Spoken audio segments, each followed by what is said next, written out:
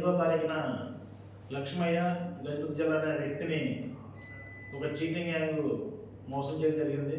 ఆ మోసం ఏంటంటే అతనికి 50 lakhs బ్లాక్ మనీ ఇస్తాం మేము, నువ్వు 10 lakhs ఇచ్చినట్లయితే అనేది మోసం చేశారు. మా పెట్రోల్ బంక్స్ ఉన్నాయి, రియల్ వ్యాపారం ఉంది, అందులో సంపాదించిన డబ్బులన్నీ కూడా బ్లాక్ మనీ రూపంలో ఉన్నాయి. నీ దగ్గర వైట్ మనీ 10 lakhs ఇచ్చినట్లయితే మేము 50 lakhs ఇస్తామని అతన్ని నమ్మబలికారు.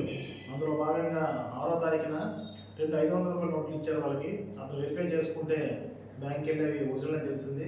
ఇతను ఆశతో 10 లక్షలు తీసుకుని రాగా మూడుపాటు బ్రిడ్జ్ వద్దకి వాళ్ళు ఒక బ్యాగ్లో 50 lakhs ఉందని చెప్పి అందులో బుక్స్ పెట్టి అతనికి ఇచ్చి 10 లక్షలు తీసుకుని వెళ్ళిపోయారు.